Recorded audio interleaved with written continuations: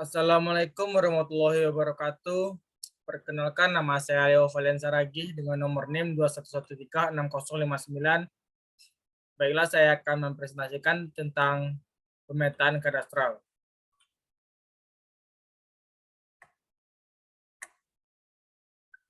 Yang pertama yaitu pengukuran tanah.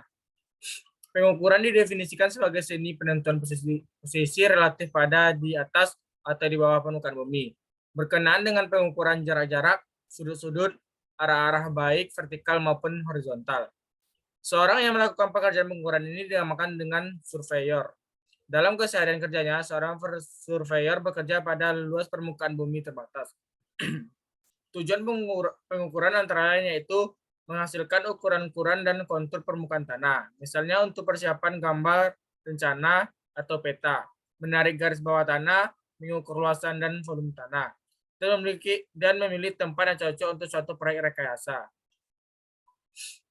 Berikutnya itu instrumen surveyor. Chorobates adalah nama yang diberikan pada instrumen sifat datar, terbuat dari kayu sepanjang 20 ft. Di tengahnya diberi lubang sedalam 1 inci dan sepanjang 5 ft. Chorobates adalah nama yang diberikan pada instrumen sifat datar. Vernier pada tahun 1631, yang sekarang digunakan sebagai alat pembagian skala yang akurat. Berikutnya itu Circum Ferentor, merupakan alat tip sight sebagai garis bidik yang banyak digunakan pada survei tambang dan survei tanah. Berikutnya itu transit atau theodolit, adalah instrumen yang digunakan untuk mengukur sudut-sudut horizontal dan vertikal. Theodolit ditemukan oleh Romer, seorang astronom Denmark pada 1690. Sekitar seabad kemudian, instrumen astronomi itu digunakan untuk keperluan surveying. Berikutnya itu klasifikasi survei. Pengklasifikasian survei tidak bersifat mutlak. Mungkin ada perbedaan-perbedaan objek dan prosedur yang saling tumpang tindih. Secara garis besar, survei dibedakan menjadi, yang pertama yaitu akurasi yang diinginkan, yang kedua yaitu metode penentuan posisi, yang ketiga yaitu instrumen yang digunakan, yang keempat yaitu tujuan survei, sedangkan yang kelima yaitu tempat pengukuran. Berikutnya itu kompetensi surveyor. Kompetensi surveyor adalah kemampuan minimal surveyor yang wajib dimiliki agar dapat bekerja dengan baik dan profesional. Meliputi yaitu yang pertama yaitu seorang surveyor harus memiliki pengetahuan akademik yang cukup luas. Yang kedua yaitu memiliki keterampilan teknis. Yang ketiga yaitu karakternya. Surveyor kompeten harus memiliki pengetahuan tentang teori-teori pengukuran dan keterampilan yang praktis. Hal penting lain yang harus dilakukan oleh seorang surveyor adalah kemampuan bertahan di bawah tekanan alam dan kelelahan fisik, serta keselamatan kerja dan alat survei juga merupakan hal yang harus diperhatikan. Berikutnya itu praktik pengukuran dan catatan lapangan. Beberapa hal yang perlu diperhatikan dalam pencatatan lapangan adalah yang pertama yaitu dilarang melakukan penghapusan. Jika ada kesalahan cukup dicoret dengan satu garis. Kemudian data yang benar ditulis di atas data aslinya. Tujuan dari ini adalah penghapusan akan mengurangi keabsahan dan ukuran. Yang kedua yaitu gunakan singkatan atau simbol supaya ringkas, tetapi pastikan petugas kantor mengerti maksudnya. Yang ketiga yaitu pastikan indeksi diisi nomor halaman, hari, tanggal, nama surveyor, nama pencatat, instrumen yang digunakan, lokasi, dan cuaca yang mungkin mempengaruhi hasil ukuran. Berikutnya itu praktik pengukuran dan catatan lapangan. Tidak perlu ragu gunakan narasi untuk menjelaskan aspek-aspek penting dari proyeksi survei. Itu gunakan selalu sumber data asli dalam memulai dan mengakhiri survei. Pengecekan berbagai sumber data sangatlah berguna. Catat data sesuai dengan format formulir. Nah, contoh jika dikehendaki sudut defleksi yang diukur, jangan menulisnya melalui sudut kanan yang ditransformasi. Berikutnya itu prinsip-prinsip pengukuran. Pada tahap-tahapan pekerjaan suatu proyek, prinsip-prinsip ini digunakan mulai dari perencanaan awal sampai akhir pekerjaan. Prinsip tersebut yaitu, yang pertama yaitu bekerja mulai dari keseluruhan menuju bagian-bagian. Prinsip ini merupakan prinsip utama pengukuran yang tidak boleh ditinggalkan kecuali keadaan terpaksa. Ide utamanya adalah melokalisir kesalahan-kesalahan dan akumulasinya. Yang kedua, posisi suatu titik dapat diletakkan paling sedikit dengan dua pengukuran. Prinsip ini juga dijelaskan sebagai berikut. Dua titik kontrol dipilih di lapangan dengan jarak keduanya diukur. Kemudian jaraknya digambarkan di kertas dengan skala tertentu. Sistem referensi. Kerangka referensi yang paling cocok adalah elipsoid.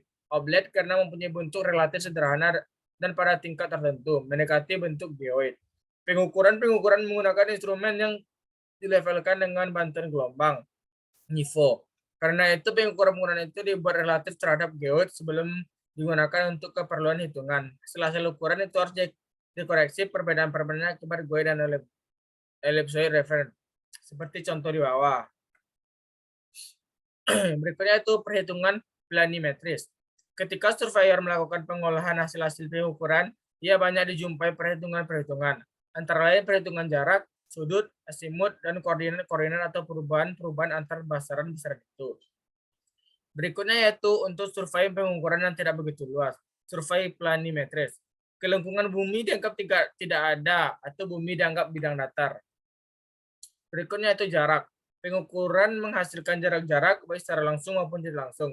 Jarak langsung diperoleh dengan pengukuran tarikan meteran antara titik dengan titik lainnya. Jarak tidak langsung diperoleh dengan penghitungan hasil ukuran besaran di lapangan. Misalnya pada survei tachymetry. Berikutnya itu terkadang surveyor perlu mendapatkan hitungan jarak dari titik-titik yang telah diketahui koordinatnya. Misalnya pada keperluan cek lapangan, stakeout, atau pengembalian batas. Berikutnya itu azimut. Azimut antara dua titik adalah besarnya sudut yang dibentuk dari suatu referensi searah jarum jam sampai ke garis penghubung dua titik itu. Karena berputar satu lingkaran penuh, besarnya azimut pada 1 derajat dimulai dari 0 derajat sampai dengan 360 derajat. Dalam hal ini azimut yang berputar berlawanan arah jarum jam bukanlah disebut sebagai azimut. Maka perlu diubah menjadi besaran positif antara 0 derajat sampai 360 derajat, seperti contoh yang di bawah. Sudut horizontal dapat dihitung dengan dua cara, yaitu dari selisih dua bacaan horizontal dan selisih dua azimut. Bacaan horizontal biasanya didapatkan dari pengukuran teodolit. Dalam cara tertentu, teodolit bisa menghasilkan bacaan horizontal yang sekaligus sebagai azimut dua titik. Yang kedua, azimut bisa didapatkan dari pengukuran dengan kompas atau dari hasil hitungan dua titik yang telah diketahui koordinatnya yang telah dibahas di atas. Berikutnya itu koordinat. Pada sistem salib sumbu kartesian dua dimensi, setiap titik secara unik didefinisikan posisinya dengan koordinat berupa absis X dan koordinat Y. Koordinat suatu titik dapat dihitung jika diketahui azimut dan jaraknya dari titik referensi. Azimut mungkin diketahui dengan pengukuran sudut, sementara jaraknya mungkin diukur secara langsung di lapangan. Jika titik A diketahui koordinatnya, titik B diukur azimut dan jarak dari titik A. Maka koordinat titik B dapat dihitung. Berikutnya itu pengukuran jarak langsung dan tachymetry. Pengukuran jarak antara dua buah titik di muka bumi dalam mengukur tanah adalah merupakan jarak terpendek antara kedua titik tersebut tergantung jarak tersebut terletak pada bidang datar, bidang miring, atau bidang tegak. Pada bidang datar disebut jarak datar, pada bidang miring disebut jarak bidang miring, sedangkan pada bidang tegak disebut jarak tegak atau tinggi. Cara pengukuran jaraknya dibagi dalam, seperti pada gambar di bawah. Pengukuran jarak dibagi dua, yaitu langsung dan tidak langsung. Dan pengukuran jarak tidak langsung dibagi atas tiga, yaitu optis, elektrooptis, dan elektris. Dan yang optis dibagi menjadi 4, yaitu cara standar, cara tangensial, cara substandar, bayangan rangkap. Pengukuran jarak langsung. Jarak didapat langsung tanpa melalui perhitungan. Pada pengukuran jarak langsung digunakan alat utama dan bantu. Alat utama antara lain adalah yang pertama itu pita ukur. Alat ukur jarak yang material utamanya terbuat dari fiber, plastik, atau campuran daripadanya. 2 itu pegas atau pegas ukur.